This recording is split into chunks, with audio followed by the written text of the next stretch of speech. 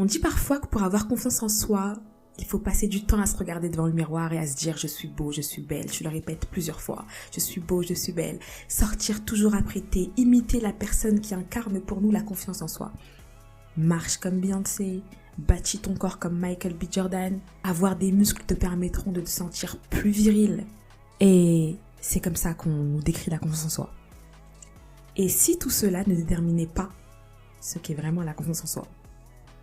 Bienvenue dans cet épisode d'Audace by Lexi. Le miroir reflète ton image, jamais ton identité. La confiance en soi, la société te la vend comme un jeu de paraître. Pour ceux qui ont confiance, c'est une image, un jeu qu'ils maîtrisent avec dextérité. Pour ceux qui manquent de confiance, c'est une recherche constante à ressembler à une perfection inatteignable. Il y a 2 cases. En gros, soit t'es confiant, extraverti, charismatique, leader, naturel, à l'aise, impeccable, toujours beau, toujours belle. Soit t'es pas confiant, timide, hésitant, silencieux, discret, sensible, si sensible. Et là, t'es pas confiant. Mais dis-moi, est-ce que tu considères que l'ami en qui tu fais le plus confiance, cette personne en qui tu as aveuglément confiance, est digne de ta confiance parce qu'il est charismatique? Parce qu'il est extraverti et toujours sûr de lui? Est-ce que la timidité, la sensibilité, les failles, les faiblesses de cette personne t'empêchent de lui faire confiance? Est-ce que c'est parce qu'il est beau? Non. Ce que je veux dire, c'est que les raisons qui font d'une personne qu'elle est digne de confiance, ça n'est pas son paraître. Une personne digne de confiance, c'est quelqu'un qui sait tenir parole. C'est quelqu'un qui sait se taire quand il le faut et qui, lorsqu'elle dit quelque chose, elle s'y soumet. T'as confiance en quelqu'un parce que cette personne est alignée avec ce qu'elle dégage, elle est alignée avec ce qu'elle dit. Mais pourquoi tu penses que la confiance en soi n'est pas du même ordre que la confiance que tu as en l'autre? Pourquoi tu crois que la confiance en toi devrait être différente de celle que toi tu as envers cet ami, cette personne de confiance? J'ai envie de dire, si tu commences par entrer dans ce jeu de paraître, à vouloir parfaire ton extérieur, croyant que c'est ainsi que tu atteindras la confiance en soi, eh bien tu bâtis la façade, mais tu as oublié quelque chose de très très important, c'est la fondation. Et le thème d'aujourd'hui, c'est la fondation de la confiance en soi. La société te dit que si tu n'es pas brillant, tu n'es pas extraverti, pas sûr de toi, tu manques de confiance en toi, eh bien la vraie confiance en soi, c'est pas le style, c'est une construction intérieure. C'est pas le bruit, c'est pas le paraître, ni l'absence de faille, c'est un engagement intérieur. C'est la foi constante en qui tu es en train de devenir et pas juste en qui tu es aujourd'hui. Donc, 2 éléments majeurs de la vraie confiance en soi. Premier fondement, ta parole doit être au-dessus de toi. Tu ne dois pas te regarder comme une personne qui parle, mais comme une parole qui agit. Je ne sais pas si tu as l'image en tête. En gros, ta parole est ta directrice et ton corps est ton employé. Et lorsque tu dis quelque chose, tu le fais. Pour être ce type de personne-là, il y a des règles. Première règle, il faut que ta prise de parole soit rare. Tu ne peux pas passer ton temps à parler. Quand tu multiplies les paroles, il est difficile pour toi après de respecter tout ce que tu dis. Ne multiplie pas les belles paroles. Un jour, un groupe de filles m'avait proposé de se réunir pour faire des travaux en réalité qui sont individuels, mais tous à côté en groupe quoi. Moi, c'est quelque chose qui ne me plaît pas réellement. J'aime pas les ambiances bibliothèque, tout ça. Mais j'avais accepté. Sauf qu'on était un groupe de plusieurs. Donc le fait que je ne vienne pas n'a mis en porte-à-faux personne en réalité. C'était pas des travaux à réaliser en groupe ou quoi qu'est-ce. C'était juste qu'elle voulait se réunir. Et moi, le matin, j'ai eu la flemme. Donc je suis pas venue. Et je reçois un message d'une des filles du groupe, qui n'est même pas mon amie, hein, vraiment une camarade comme ça, qui faisait partie du groupe, qui me dit « Mais t'es pas venue ?» Non, je suis pas venue, j'avais un peu la flemme. Et là, elle me dit « Mais t'es sérieuse ?» Et là, je rigole. Et elle me dit « Mais t'as dit que t'allais venir et t'es pas venue? Mais c'est un mensonge, tu te rends compte ?» Et là, je vous mens pas, j'étais morte de rire. Et je me suis dit « Mais elle est folle ou quoi ?» Enfin, je suis pas venue, ok. Enfin, c'est un mensonge, abuse pas non plus. Enfin, ça va quoi. C'est pas la fin du monde. Ça, là, je ne comprenais pas. Elle était très très sérieuse et elle m'a écrit un pavé pour m'expliquer que non, tu ne peux pas dire que tu vas faire quelque chose et ne pas le faire. Ce n'est pas normal. Et en plus, toi, avec tes valeurs, tu peux pas te permettre de mentir. Je me suis dit, oula, tu commences à m'agacer là. Jusqu'à aujourd'hui, ma dernière conclusion, c'était elle est complètement folle. Je ne sais pas pourquoi ça l'a autant intéressé le fait que je sois venue ou pas. Surtout que ça n'avait aucun impact sur le groupe. 1 an plus tard, au moment où j'étais en train de concevoir cet épisode du jour, c'est que à ce moment-là, cette fille était en train de m'enseigner quelque chose que j'avais pas envie de comprendre. En réalité, ce qu'elle voulait dire par là, c'était que t'es pas digne de confiance. Tu dis des choses que tu ne fais pas. Et là, moi, ma justification, c'était ça n'a aucun impact sur toi. Mais en réalité, lorsque tu ne tiens pas ta parole, ça met toujours quelqu'un en porte-à-faux. Et si c'est pas l'autre, c'est toi. J'ai pas tenu ma parole envers moi-même. Donc, ce que je veux dire, c'est que tes interventions doivent être dosées. Parce que ta parole doit être d'or. Pour les autres et surtout pour toi. Si tu fais déjà attention à veiller à respecter tes promesses envers les autres, maintenant il s'agit de faire de même pour ce que tu dis concernant ta propre personne. Je vais commencer à faire du sport. T'as pris ton abonnement, tu vas 3 fois dans l'année à la salle de sport. Qui se reconnaît? Moi, j'ai déjà annulé mon abonnement de sport. Je vais commencer à lire des livres. Entre-temps, ça fait 1 an que le livre, tu l'as acheté. T'as commencé la première page, t'as pas fini. Le livre, il attend toujours d'être lu. T'as dit à ton partenaire, c'est terminé, la relation est terminée, tu ne me respectes pas. 1 semaine après, t'es encore là-bas. Mais bon, t'as écouté l'épisode sur l'échec, tu t'es dit oui, l'échec c'est pour tester ma capacité à déployer mes ailes. Maintenant, plus aucun obstacle ne peut m'arrêter.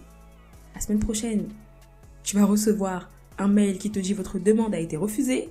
Et là, tu commences à trembler. C'est bon, je vais abandonner, les portes sont fermées. Mais t'avais pas dit que l'abandon ne ferait plus partie de ton vocabulaire? En fait, chaque fois que tu manques à ta propre parole, t'envoies des coups à ta confiance en toi. Il est plus facile de se projeter lorsque c'est l'autre. J'ai pas tenu ma parole envers l'autre, je comprends que tu puisses penser que je suis indigne de confiance. Mais lorsque c'est envers nous-mêmes, on se dit pas ça. Alors que si, c'est exactement le même procédé. Lorsque tu tiens pas ta parole envers toi-même, tu es indigne de confiance. Tu ne peux pas avoir confiance en toi si tu n'es pas capable de tenir ta parole.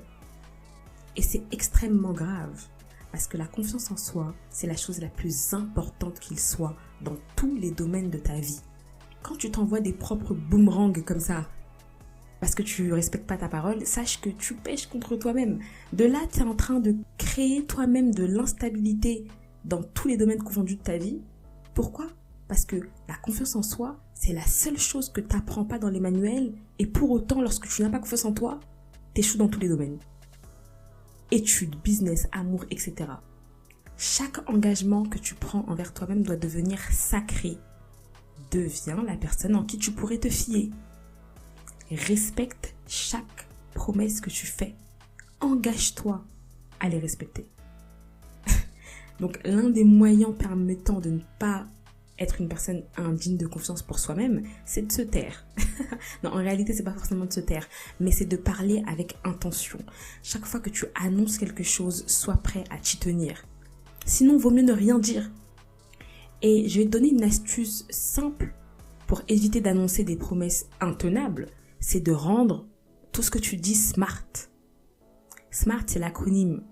Vous savez, S, spécifique, M, mesurable, A, moi je dis ambitieux, R, réaliste, T, temporel. Exemple, je veux augmenter le nombre d'abonnés au podcast Audace by Lexi de 50% en 3 mois. Objectif spécifique, augmenter le nombre d'abonnés. Mesurable de 50% par rapport à mon nombre d'abonnés actuel. Ambitieux, oui, 50% c'est le double de ce que j'ai.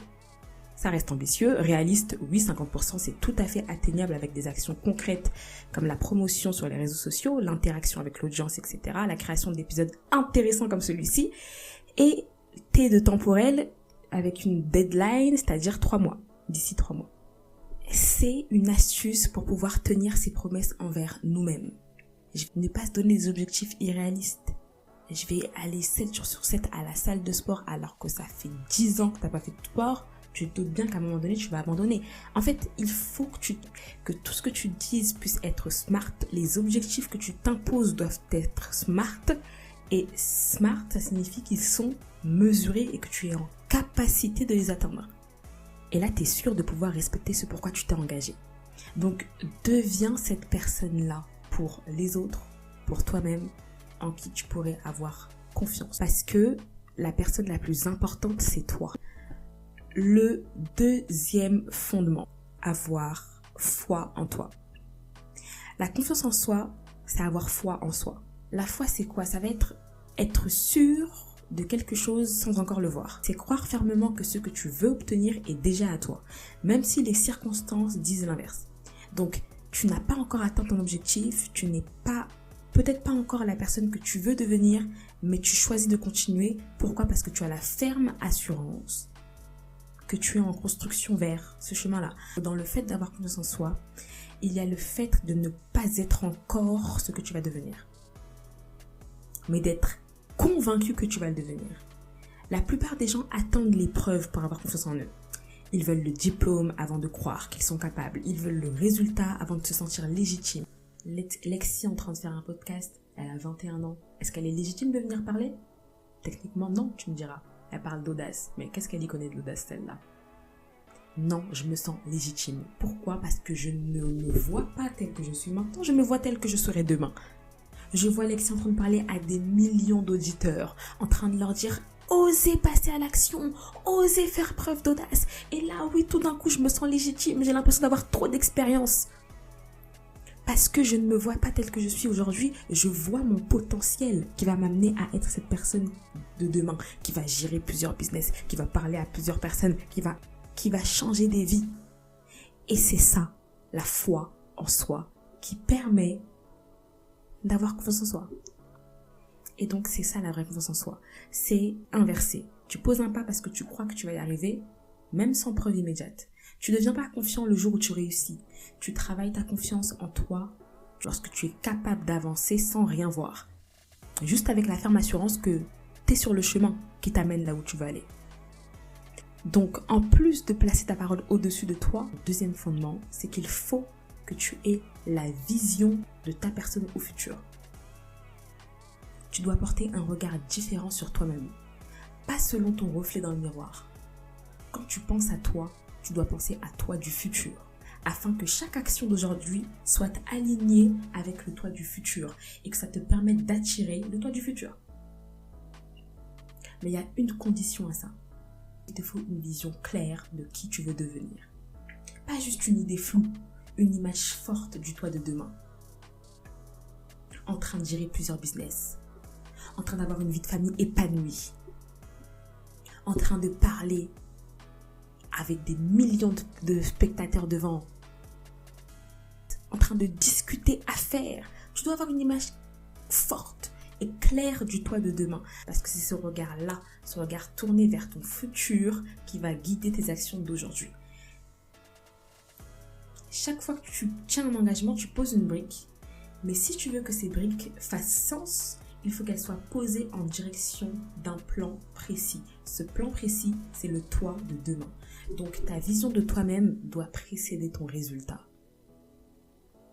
Tu n'es pas encore devenu tout ce que tu as envie d'être, mais tu es déjà sûr que tu vas le devenir. Et c'est ça la foi en soi. C'est ça la vraie confiance en soi. C'est ça le deuxième fondement de la confiance en soi. Et c'est uniquement à partir de là que tu vas pouvoir bosser la façade.